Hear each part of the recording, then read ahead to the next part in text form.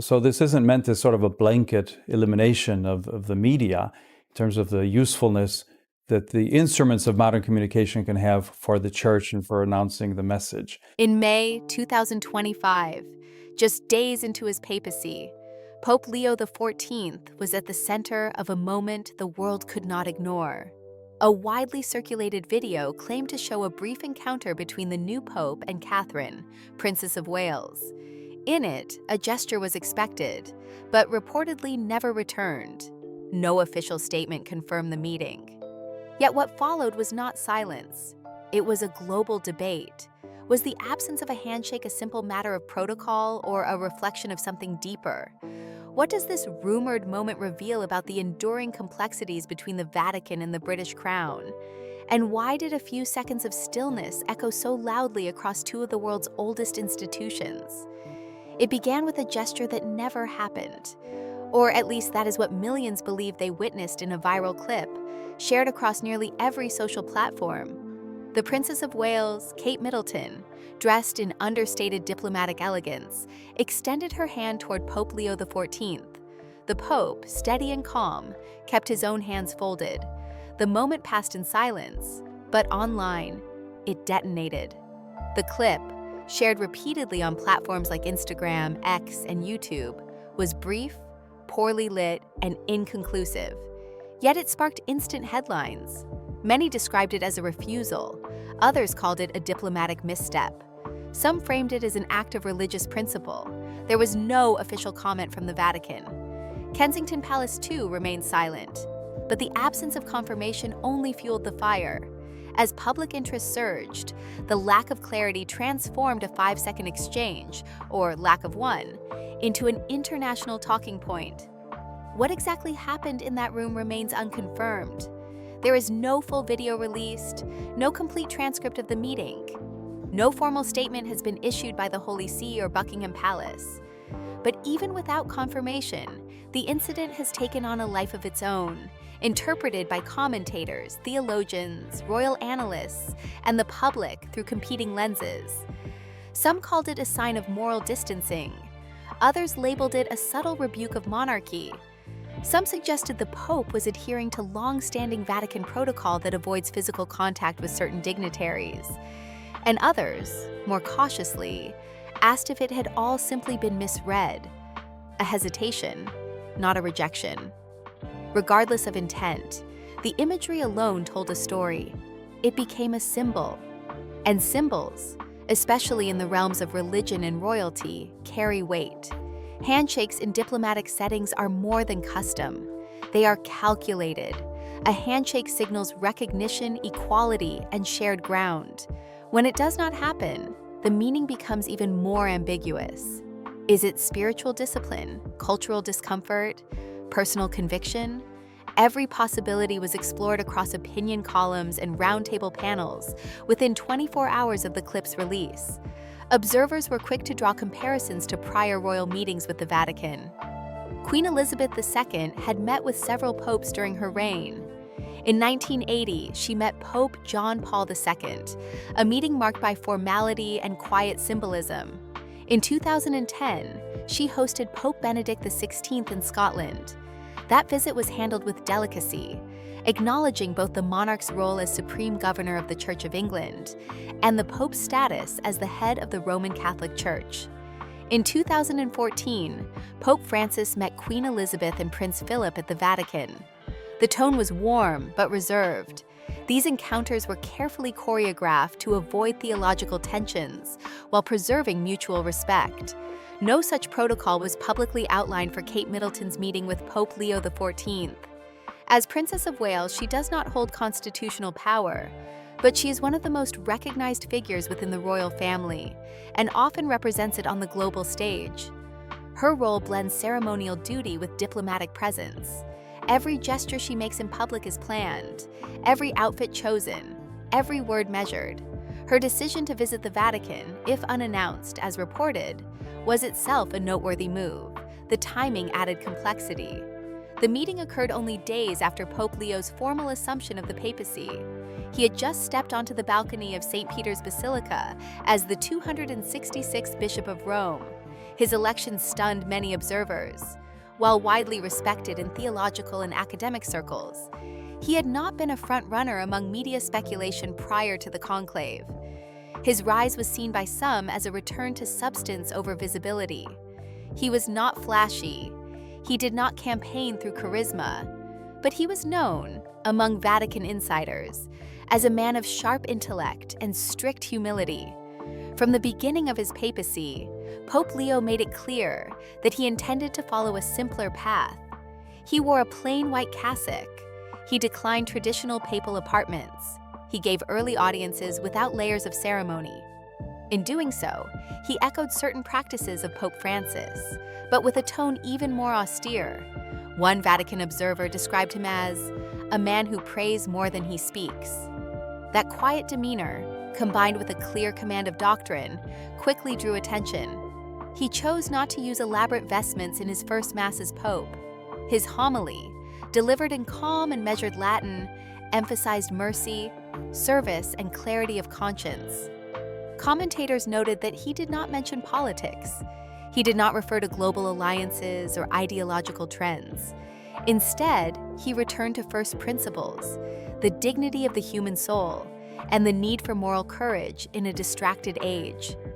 It is in that context that his alleged refusal to shake Kate Middleton's hand took on significance. Was it consistent with his views? Was it a statement about the separation of spiritual and political power? Or had something else entirely happened in the room, something not visible in the clipped footage? Without official footage or a verified transcript, the moment remains speculative, but past precedent helps frame the conversation. There have been moments when popes have chosen not to extend physical gestures, and those choices have sparked debate before. In 2019, Pope Francis was filmed pulling his hand back from worshippers trying to kiss his ring. At the time, the Vatican explained that he was trying to avoid the spread of germs, but that explanation did not stop a wave of commentary. The gesture had offended some, confused others, and raised old questions about the balance between tradition and accessibility. Pope Benedict XVI, too, faced public discussion about his emphasis on liturgical correctness over emotional accessibility. He upheld precise theological form, but was less inclined toward warm public engagement. Pope John Paul II, by contrast, embraced global outreach, touching millions with his directness, particularly in his early years. Each pope has approached public symbolism differently. And so far, Pope Leo the Fourteenth appears to belong to the school of restraint. He has spoken sparingly, avoided overt gestures, and allowed silence to carry his message. In such a framework, the absence of a handshake may have been entirely in keeping with his mode of leadership. Or, some argue, it may have been unintended. Perhaps he simply chose not to extend his hand in a moment of reflection.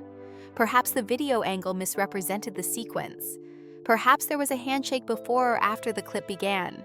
Without confirmation, every theory remains just that, a theory. But in public life, perceptions often outpace truth. And this moment, brief and unclear, has already taken root in the global imagination. Not just as an event, but as a question. What does leadership look like when it says nothing? What happens when symbols do not behave as we expect? For Kate Middleton, the moment, whether misinterpreted or meaningful, will likely be added to the long list of public interactions that require grace under scrutiny. As Princess of Wales, her role often involves appearing composed in ambiguous circumstances. Whether engaging with heads of state, children's hospitals, or refugee shelters, her gestures are read for meaning, sometimes far beyond her intention. For Pope Leo the Fourteenth, the moment has reinforced the sense that his papacy will not follow easy expectations. Whether or not he meant to make a statement, he has become a figure through which statements are projected. That is the burden and power of a symbolic role. The story is still unfolding, but even as facts remain limited, one truth is clear. In today's world, a moment of silence, especially when captured on camera, can speak louder than 100 official statements. And sometimes, the gesture that never happens becomes the one remembered most. Just days after his election, Pope Leo the Fourteenth stood at the center of an unexpected diplomatic moment. His quiet demeanor, shaped over decades of theological and pastoral service, was now under global scrutiny. The alleged refusal to shake hands with Catherine, Princess of Wales, had triggered commentary well beyond Vatican walls. While the encounter remained officially unverified, the timing of the supposed event placed it within the earliest hours of his papacy, when the world was just beginning to understand who this new pope truly was. Pope Leo the Fourteenth, formerly Cardinal Robert Francis Prevost, had spent most of his clerical life outside the spotlight. Born in Chicago, Illinois, in 1955, he entered the Augustinian order as a young man and later earned degrees in theology and canon law from Rome and Paris. His early service took him to Peru, where he ministered in remote and impoverished communities. There, he developed a reputation for humility, administrative clarity, and pastoral care. His fluency in Spanish, combined with his theological precision, made him a respected figure across Latin America. He was appointed Bishop of Chiclayo, Peru, in 2015, and later returned to Rome, where he was appointed prefect of the dicastery for bishops in early 2023. In that role, he was responsible for vetting and overseeing the appointment of bishops across the globe. It was a role requiring discretion, doctrinal soundness, and strong internal influence, traits that ultimately made him a contender during the conclave that followed the death of Pope Francis. The passing of Pope Francis on 21st April 2025 marked the end of a transformative era. Known for his focus on mercy, environmental justice, and outreach to the marginalized, Pope Francis had reshaped global perceptions of the papacy. His death, attributed to a cerebral stroke followed by cardiac arrest, was mourned around the world. 5 days later, a papal funeral drew tens of thousands to St. Peter's Square, with tributes from heads of state, religious leaders, and everyday faithful. The conclave that followed was swift. On 8 May 2025, Cardinal Prevost was elected Pope, choosing the name Leo in honor of Pope Leo the Great, a 5th-century leader remembered for defending doctrinal orthodoxy during the collapse of the Western Roman Empire. The historical reference was not lost on church historians. Pope Leo the Great had faced cultural fragmentation and moral confusion with clarity and spiritual resolve. In invoking his name, the new pontiff seemed to signal a focus on unity and foundational principles. From his first public appearance, Pope Leo the Fourteenth communicated a sense of restraint and conviction. He did not wear ornate vestments or gold-trimmed stoles. He kept his inaugural address brief, speaking in Italian and Latin, and focused on the interior renewal of the church rather than external commentary. He did not reference politics or global crises. Instead, he offered a pastoral reflection on humility and the responsibility of conscience, principles that had defined his decades of service. In the days following his election, Pope Leo returned to the Domus Sanctae Marthae residence, continuing the tradition set by Pope Francis of living among working Vatican staff rather than occupying the Apostolic Palace. He attended morning mass with small groups, met with aides personally, and avoided elaborate ceremonies. Early reports from Vatican journalists described him as reserved, steady, and unaffected by press attention. It was against this backdrop of simplicity and clarity that the reported encounter with Kate Middleton drew interest. If it occurred as described, it may have aligned with his tendency to avoid empty symbolic gestures.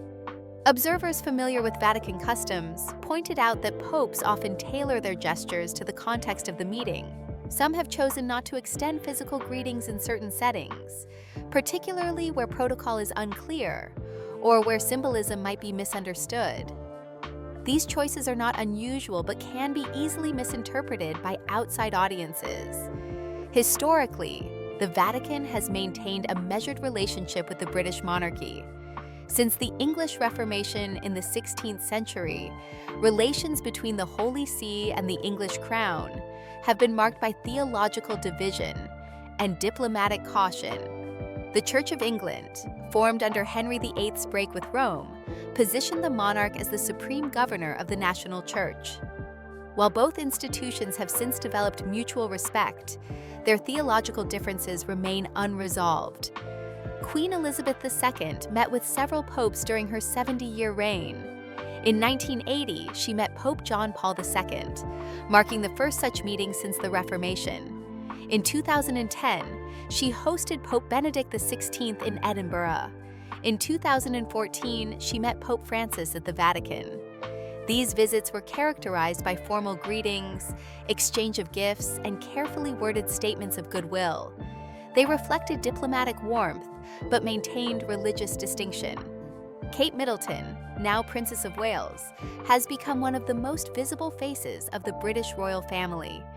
Since her marriage to Prince William in 2011, she has carried out hundreds of public engagements, many of them focused on mental health, early childhood development, and community outreach. Though not a political figure, her position carries enormous symbolic weight. When she travels abroad or appears at major events, her gestures, attire, and body language are all read with interpretive precision by the media and the public. If the reported moment with Pope Leo occurred, her hand extended, and his not reciprocated, it would have taken place at the intersection of two vastly different traditions. In Catholic liturgy and hierarchy, gestures are often bound by theological intention. In royal diplomacy, gestures are calibrated for visibility and protocol. A simple act, or the lack of one, can carry unintended consequences when viewed through overlapping lenses. Yet there is historical precedent for misread papal gestures. In 2019, Pope Francis drew international attention when he pulled his hand away from pilgrims attempting to kiss his papal ring during a public event.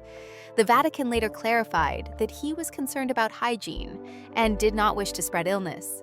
Nonetheless, the moment was filmed, circulated widely, and discussed far beyond its context. Similarly, Pope Benedict XVI was often perceived as distant due to his more formal, academic demeanor.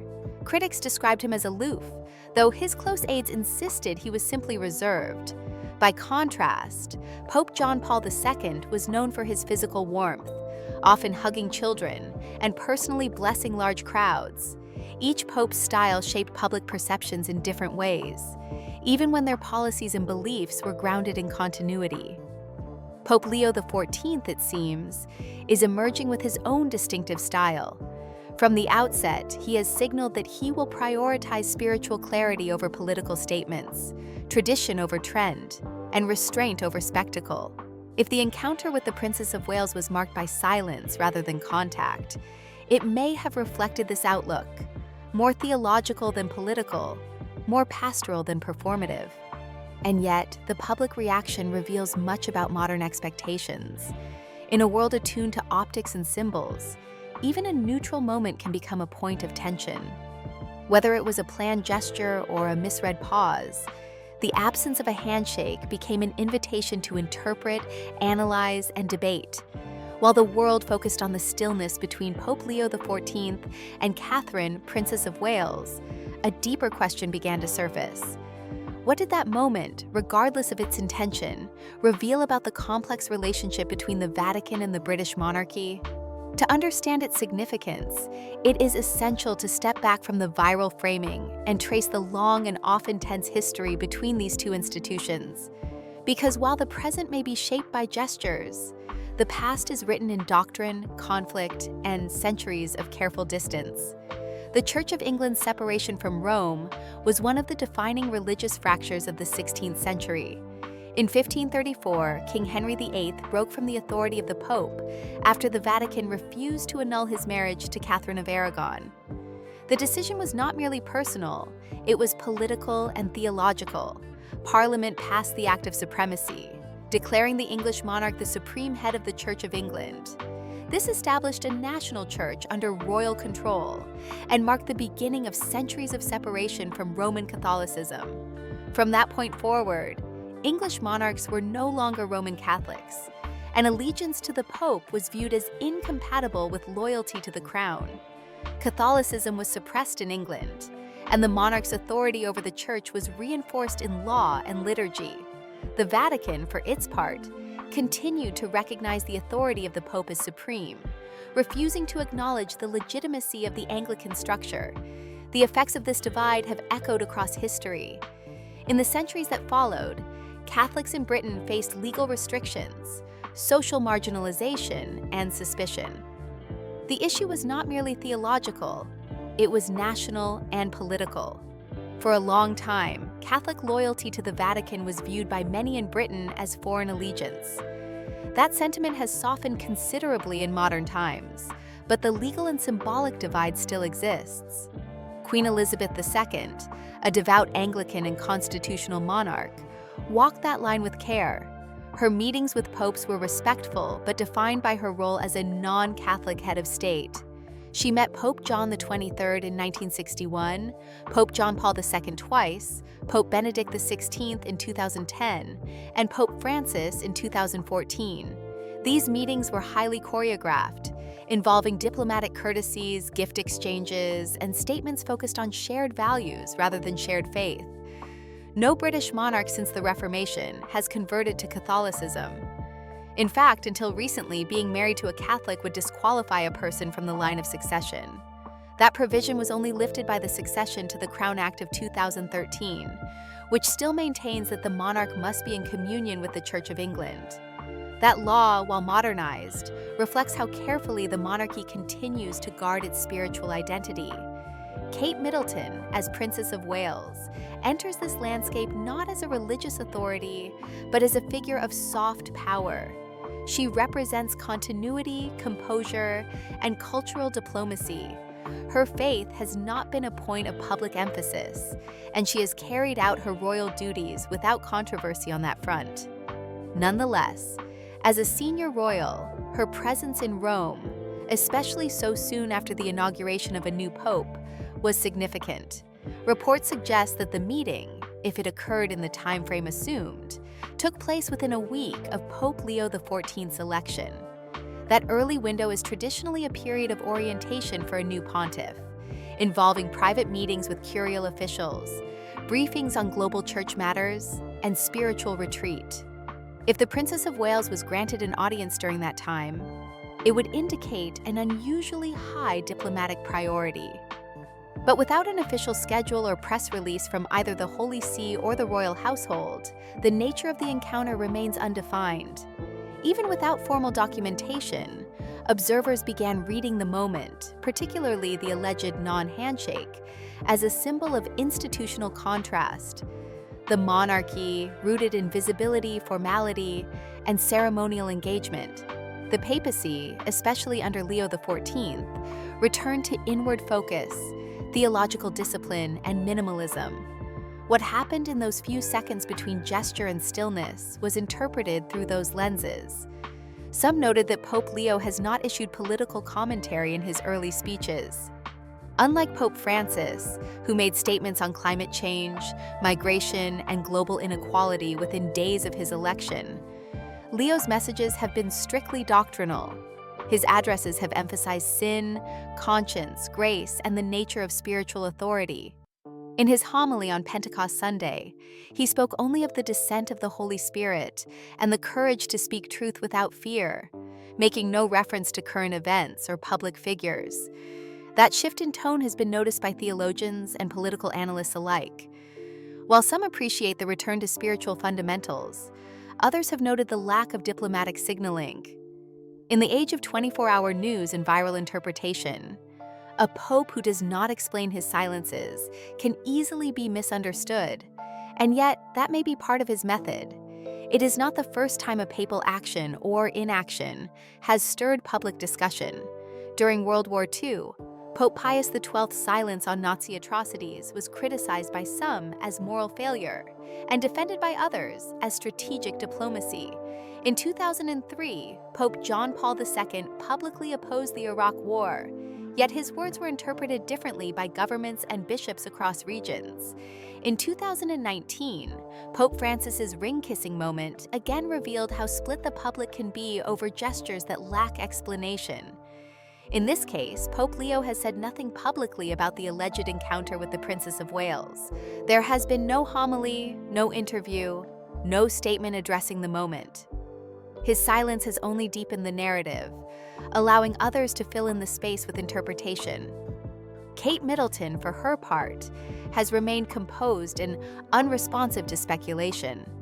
As is typical with members of the royal family, she has not commented on press coverage. Her public appearances have continued uninterrupted. If the moment affected her, it has not been visible. That response, or lack of one, has also been widely praised. It reflects the tradition of royal discretion, a cornerstone of the monarchy's public image. Behind the quiet is something more interesting, a shared value between two seemingly different institutions. Both the monarchy and the papacy rely on symbolism. Both resist impulsive response, and both understand that silence, when used deliberately, can carry more weight than words. What appeared to be an uncomfortable pause between a pontiff and a princess may in fact have echoed their common language, presence without performance. As the days moved on, commentators began turning from speculation to context. The encounter, whether awkward or simply misunderstood, served as a reminder that not all high-profile moments are meant for consumption. Some are shaped by centuries of history, competing forms of reverence, and the personal convictions of the individuals involved. In the absence of clarification, the public can only speculate. But in institutions like the Vatican and the Crown, where silence is a form of speech, perhaps that is the point. Even as the discussions surrounding Pope Leo the Fourteenth and the Princess of Wales began to shift from event to interpretation, the attention remained intense. The moment itself, silent, unresolved, and officially unaddressed, had invited a global audience to assign meaning. But the deeper question was not simply about what happened between two individuals. It was about what their brief encounter reflected about public expectation, symbolic authority, and the complicated language of gesture in the modern world. In an age where images travel faster than context, and meaning is often constructed in real time by those watching, a still moment can have more impact than a spoken message. The image of Kate Middleton's extended hand, allegedly left unreciprocated, carried no sound, no explanation, only posture. That posture, in turn, became a canvas. Some read it as reverence withheld. Others saw quiet protests. A few viewed it as principled restraint. And all of these were interpretations, shaped not by statements, but by silence. That silence is not uncommon in high-stakes public life. For centuries, leaders from both the church and monarchy have operated with a strong understanding that saying less often preserves more. When Queen Elizabeth II passed away in 2022, her legacy was shaped not by explosive interviews or dramatic moments, but by a lifetime of composure and quiet service. Similarly, many popes, particularly in their early years, adopt a cautious posture, using sermons, rituals, and symbolic gestures to communicate without direct commentary. In that context, it is useful to examine how religious figures and royal representatives have handled moments of ambiguity before. In 2005, during the funeral of Pope John Paul II, a wide range of world leaders attended the Mass. Among them was then Prince Charles, now King Charles III, seated near Catholic leaders and European monarchs. That service, although entirely Catholic in nature, was conducted with a deliberate spirit of ecumenical inclusion. No gestures of conversion, no blended rituals, just mutual presence. That same spirit of parallel respect has been reflected in numerous public interactions since. When Pope Francis visited the United Kingdom in 2010, he was welcomed not just by political leaders, but by representatives of various Christian denominations. Each interaction was carefully balanced. During a prayer service at Westminster Abbey, Anglicans and Catholics participated side by side, but did not exchange sacramental roles. The lines remained clear. These boundaries, though invisible to most viewers, are deeply embedded in ecclesiastical tradition. A handshake, a bow, or even the offering of a seat can carry centuries of layered meaning in these settings. That is why gestures, or the decision to withhold them, are often choreographed with more care than public statements. Within this context, the alleged non-handshake between Pope Leo the Fourteenth and the Princess of Wales enters a lineage of moments where protocol intersects with personality. Pope Leo, a former bishop in Peru and a member of the Augustinian order, has long held views shaped by the theology of service, humility, and inner discipline. His election, less than 3 weeks after the passing of Pope Francis, signaled a return to doctrinal clarity and pastoral discretion. In his first public addresses, he emphasized personal holiness, divine mercy, and the role of conscience. Absent were political references or overtures to celebrity culture. His style has continued to reflect that approach. Reports from inside the Vatican describe a man who keeps a consistent daily routine, prioritizes silent prayer, and avoids unnecessary ceremony. His meetings with bishops have been described as brief, private, and focused on spiritual mission rather than institutional expansion. His homilies draw on scripture rather than commentary. This kind of leadership is not performative, and that may explain the absence of response to a moment that, outside Vatican walls, became headline material.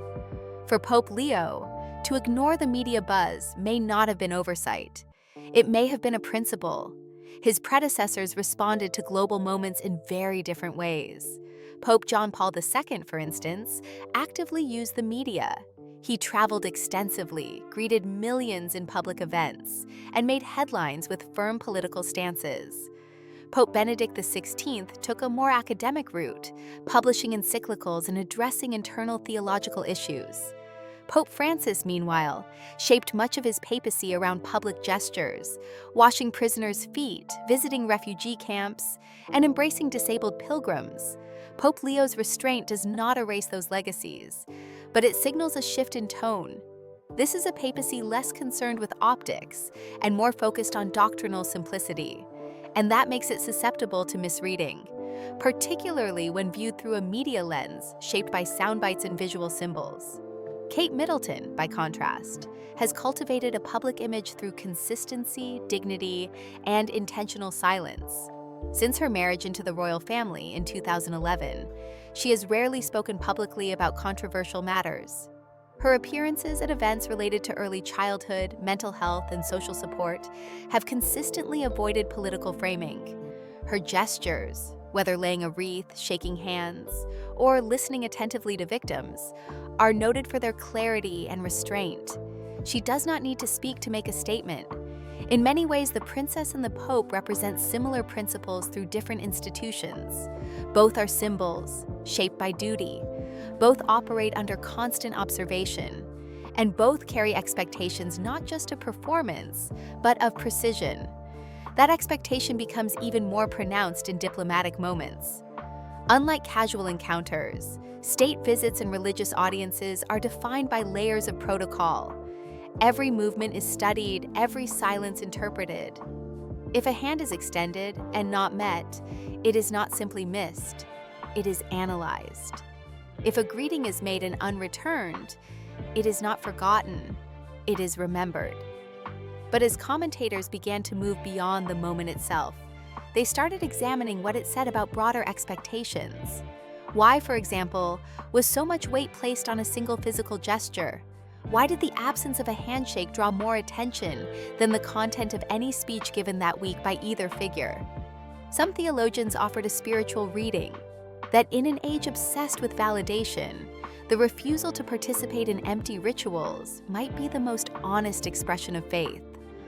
Others took a more socio-political view, suggesting that the public's fixation on the handshake revealed a longing for unity across institutions, beliefs, and traditions that remains unfulfilled. Still others noted how digital media amplifies silence.